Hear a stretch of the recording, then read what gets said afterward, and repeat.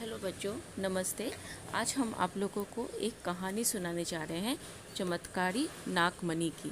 अगर आप लोगों को ये कहानी पसंद आए तो वीडियो को लाइक ज़रूर कीजिएगा और चैनल को सब्सक्राइब भी ज़रूर कीजिएगा। तो चलिए कहानी स्टार्ट करते हैं। कंचन शर्मीली एवं शांत स्वभाव की लड़की थी। उसकी माँ की मृत्यु सर्प के डसने से हुई थी, सांप के काटने से हुई थी। इसीलिए पिता ने अपना दूसरा विवाह रचाया था। सौतेली माँ झगड़ालू एवं कर्कश स्वभाव की थी, इसीलिए वह दिन भर उससे उससे घर एवं बाहर का काम करवाती, लेकिन भरपेट भोजन भी नहीं देती थी, जिससे वह हमेशा उदास रहा करती थी। एक दिन कंचन अपने बड़े वाड़े से उपले के लिए गोबर इकट्ठा कर रही थी।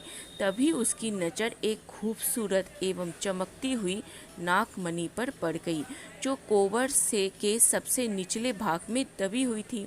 उसने उसे उठाकर अपनी फ्रॉक से साफ किया और उसे कोई चमकता हुआ खूबसूरत शीशा समझकर खेलने के लिए अपने पास रख लिया। जब वह घर पर सौतेली माँ जब घर पर सौतेली माँ उसके पास चमकती हुई नागमणि को देखा तो उसने भी उसे शीशा समझकर उसे डांटना शुरू कर दिया। बदतमीज, नालायक, जब देखो तब घर में कोई कूड़ा करकट उठा लाती है। साफ कौन करेगा, तेरा बाप। गुस्से से बिफरती हुई उसने एक जोरदार तमाचा उसके गालों पर लगा दिया।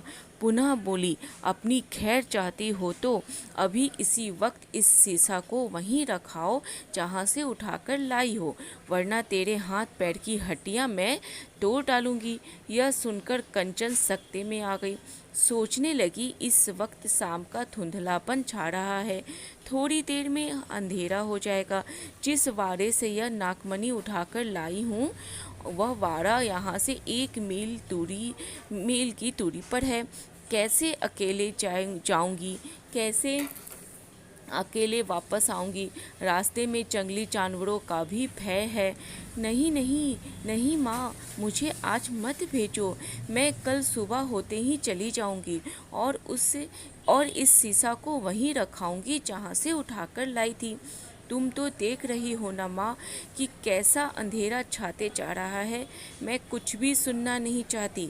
तुम्हें अभी और इसी वक्त जाना होगा। सौतेली माँ ने अपना हाथ नचाते हुए कहा। ठीक है माँ, जब तुम्हारी यही इच्छा है तो मैं अभी और इसी वक्त जा रही हूँ। बहते आंसुओं को पोंछते हुए कंचन ने कहा। उससे चमकती हुई नागमणि को हाथ में लिए कंचन अपने बाड़े की ओर चली जा रही थी।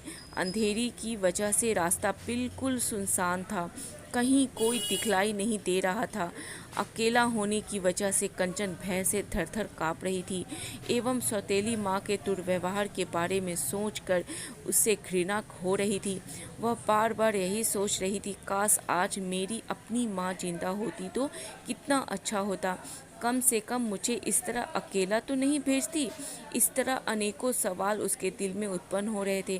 काश मेरे पास भी घोड़ा गाड़ी होता तो मैं उस पर सवार होकर जल्द से जल्द अपने वाड़े में पहुंच जाती।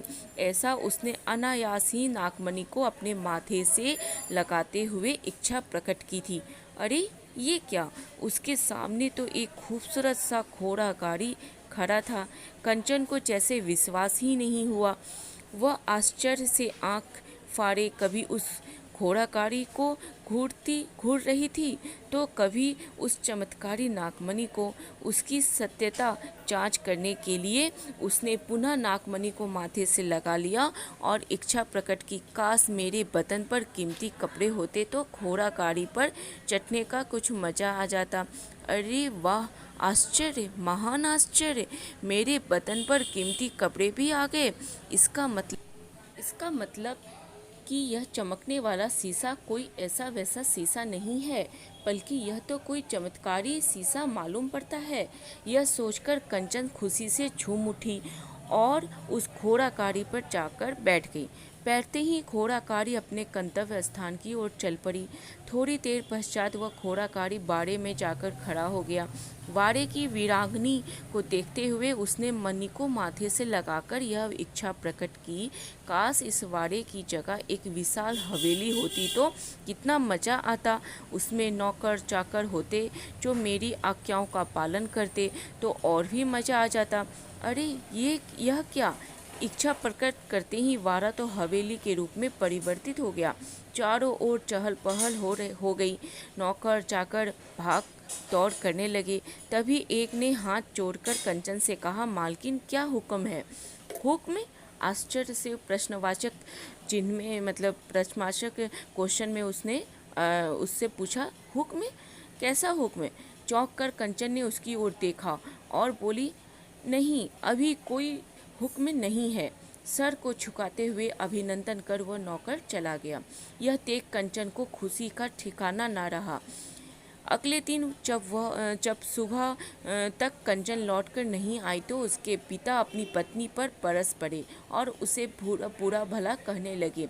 लेकिन उनकी पत्नी पर इसका जरा भी असर नहीं पड़ा, बल्कि वह तो बहुत खुश थी कि चलो मुसीबत तो टली। उसे पूर्ण विश्वास था कि कंचन को किसी जंगली जानवरों ने अपना ग्रास बना लिया। फिर भी दिखावे के लिए वह उसके पिताजी के साथ वाड़े की ओर चल पड़ी। वहां पहुंचने पर अपने वाड़े की जगह एक विशाल हवेली को देखकर दोनों भौचक्के रह गए। अरे ये क्या? मेरा वाड़ा कहाँ है? ये हवेली किसकी है? तभी कंचन की निगाह अपने माता पिता जी पर पड़ गई। वह दौड़ते हुए उनके करीब आई, बोली, वाह माँ, वाह! यदि तुमने यह उस चमकती शीशा को यहाँ रखने के लिए नहीं भेजा होता तो यह हवेली भी ना होती और ना ही ये नौकर चाकर होते। दरअसल वह एक चमकता शीशा नहीं था, बल्कि इच्छाधारी नाक मणि था। मुझे अभी अभी पता चला है।